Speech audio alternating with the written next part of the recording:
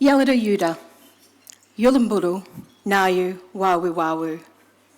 I pay my respects to the Gimoy Wallaby Yidinji people, the traditional custodians of this land, to their elders past and present.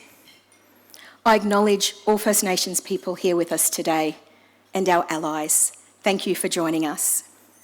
As women, our lives are lived between generations, across cultures, across time. Women have always held life at both ends.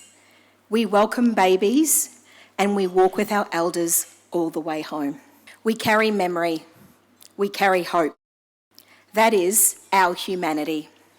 We are constantly balancing the scales between those who came before us and those to come after us. Today, on International Women's Day, we could spend the whole time celebrating how far women have climbed, more women on boards, more women in Parliament, and more women in corner offices. But if you know me, I want to talk about the women and children who are still standing on the ground floor, looking up at a ladder that was never built for them. I want to talk about Australia's bottom million because it is where the true state of our humanity is revealed and where the scales are the most brutally out of balance. In Australia, right now, there is 161 billionaires, and they make more money than the bottom 40% of our entire population. The elevator to the penthouse is working just fine. Down at the bottom, it's a really different story. The bottom million are 5% of Australians for whom poverty is not just a bad year, it's a family inheritance. Half are First Nations, the other half are non-Indigenous, migrants of all backgrounds. What they share is not culture, it's class. The majority of our people are trapped in the bottom million. Our people live in communities where there are no real labour markets, where schools are failing children, where public housing is a cul-de-sac, not a stepping stone. This isn't random misfortune, it is structural design. If we truly believe in each other's humanity, then we cannot accept a country where some children are born with the scales so heavily stacked against them, and that effort really connects to opportunity. Our country prides itself on this value, a fair go.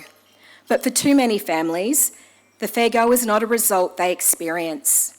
The value of a fair go must be made a verb, a behaviour that this country actually does. In some parts of Australia, a child can reasonably assume that if they work hard, attend school, will lead to further study and receive a decent job. In other parts of this same very country, children grow up knowing, long before they can find words for it, that school does not lead to work, and that work does not lead to stability, and that a nice future is something that happens somewhere else for others. Exclusion does not arrive as one big event. It arrives in patterns. Towns where there is no real labour market, only short-term jobs come and go. Schools where children attend but do not learn enough to progress with confidence. Over time, the pattern hardens. What should have been a rough patch has become an end destination and the permanent setting of life. These conditions exist in our remote communities, in outer suburban streets and in regional centres. They shape the lives of First Nations people, migrants and of long-term working class families. Together, they make up the bottom million Australians for whom disadvantage is the default. And in the midst of that, women, especially First Nations women, are carrying the heaviest load. We are raising children in communities where effort really connects to opportunity. We are doing our best in places where violence, addiction and despair are not individual failings, but symptoms of systems that were never designed for our families in mind. We hold the households together, we navigate the services, we keep the culture and the kids alive, often while standing on the ground that keeps shifting underneath our feet. That is what unbalanced scales looks like in real life. Let me tell you what happens when we start to move those scales. And I want to ground you not only in stories, but in data, in numbers. In most Cape York communities, more than 80% of adults are jobless. Life expectancy is around 30 years less than in Cairns or Brisbane. If a youngster stays in their community for high school, their chance of finishing school is almost none. That is what structural imbalance looks like in hard data. Now look what happens when we put stairs, structured opportunity under people's feet. Through our student education trusts, families on the lowest incomes in the country in Cape York have saved collectively $6 million of their own money for their children's future.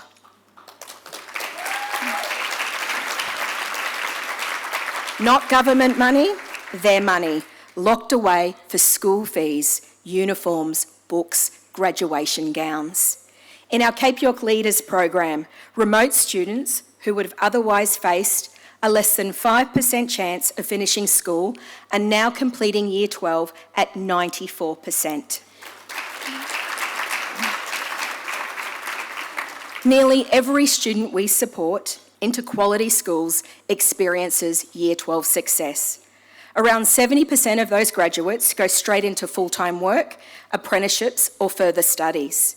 They earn, on average, $50,000 more a year than on the welfare system. Remember, behind each of those percentages is a young person who stands only one degree from separation, from tragedy, from addiction, from a reason to give up. Yet, they succeed. When a grandmother on a pension in Hopevale puts aside money for her granddaughter's high school years, that is revolution in expectations. When a young man from Arakoon grew up in a house where no one had finished school, finishes Year 12, signs his first employment contract, that is proof that the system can be redesigned. Our young people have proven that when responsibility is met with structured, reliable opportunity, the gap closes in one generation. But we must be clear about something. There is no elevator out of disadvantage. There is no forklift of social justice that can lift whole communities while everything else stays the same. There must be a staircase for individuals and families to climb step by step, because many of those steps have been missing or broken for a long time. The tragedy of our success is that we are only funded for around 20 young people a year out of roughly 340 teenagers heading into high school from Cape York. We have built the staircase, but only for a lucky few. This is why I am talking about the bottom million, not because we lack evidence of what works, but because we have a moral and national obligation to scale what works for a few to all our kids. Last year, on this day, I stood here and said that Year 12 completion is the powerhouse outcome that we are obsessed with, the single most powerful lever for closing the gap in one generation. That has not changed. If we want to see balancing the scales, what balancing the scales really looks like, let's not look at a boardroom photo. Let's look at a graduation photo that has all our kids in it. Right now, the scales are shamefully tilted. In mainstream Australia, roughly 4 out of 5 young people will finish Year 12. In Cape York, if a child stays in community, their chance of retaining 12 years and graduating is 1 in 100. That is what it means in practice. One side, piled high, certificates, ATARs, uni offers, while the other side is almost empty. We know that from after 2 decades of evidence, Year 12 is the game changer and the driver of closing the gap. When a young person completes Year 12 with real capability, everything else levels out. They're more likely to work, to keep earning. They will have better health. They will stay out of the justice system, and they will raise children who will follow in their footsteps. And this is the proof that it is not our kids who are failing, it is the system. So when we talk about balancing the scales for the bottom million, I want us to be very concrete. Balancing the scales means Year 12 completion with real capability is normal, not exceptional, the non-negotiable threshold. It is simple. Year 12 is the single best ballast we can place on a young person's scale. So where does this leave us, the adults in the room? I think we need to be honest about something.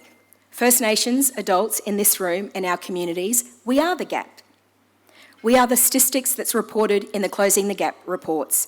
Our health, our employment, our trauma are what show up in these reports. Our children are the chance to change it.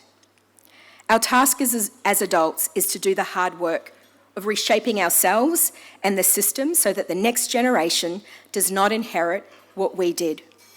We are the ones with our hands on the scales right now, in homes, in businesses, in bureaucracies, in parliaments.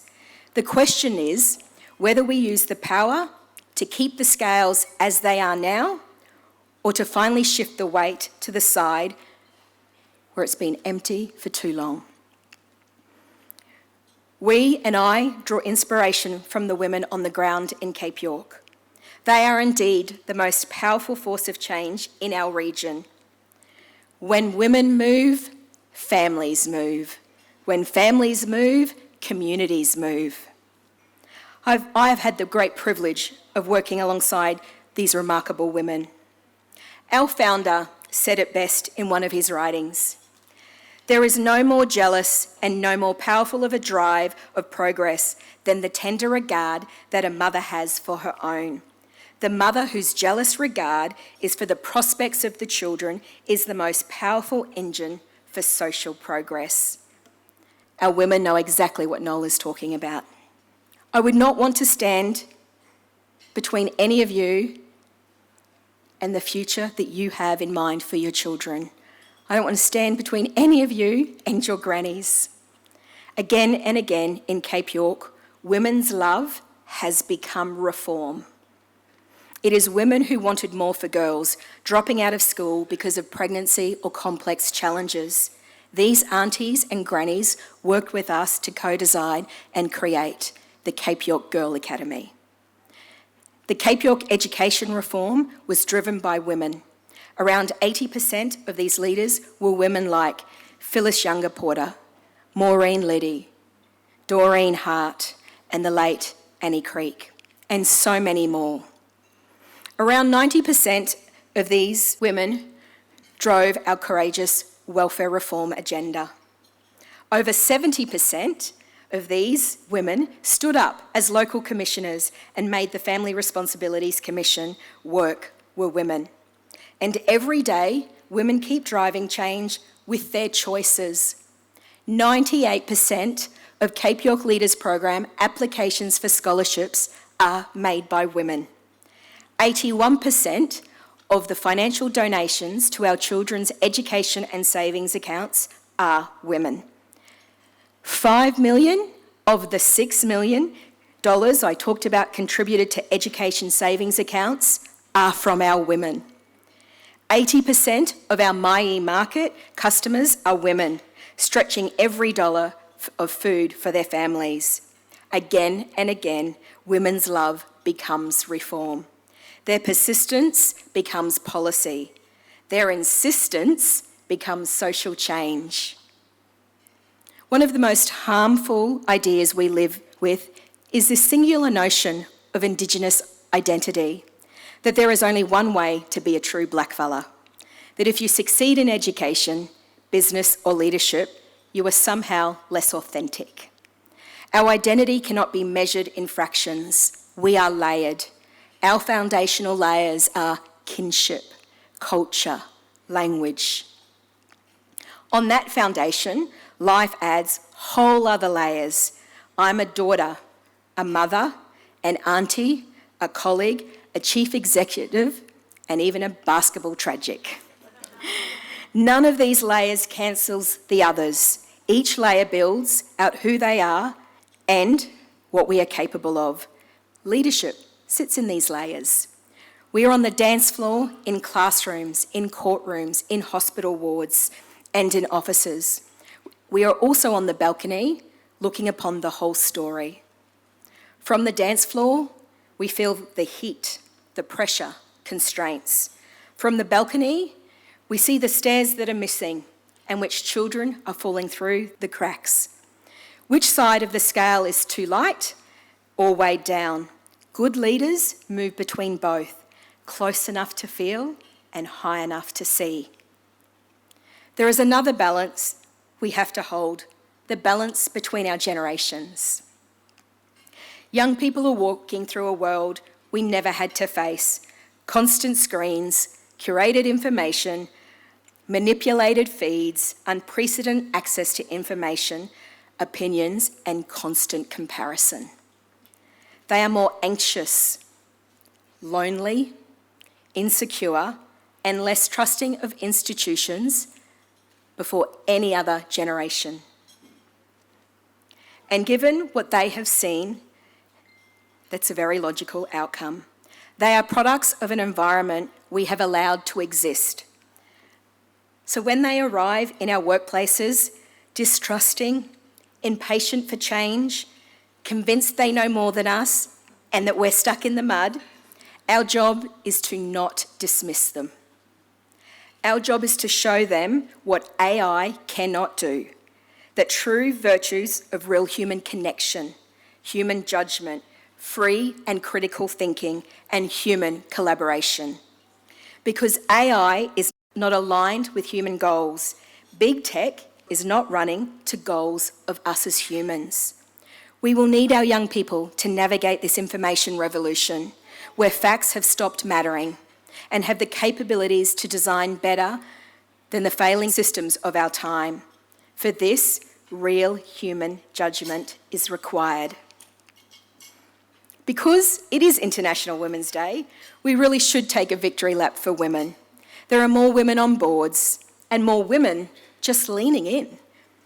But what point is it of having more women at the top if we are not prepared to dismantle the architecture that keeps millions of women and children at the bottom? At its core, this is not just a policy question. It is a question of humanity. The world does not need more empowered leaders guarding the status quo.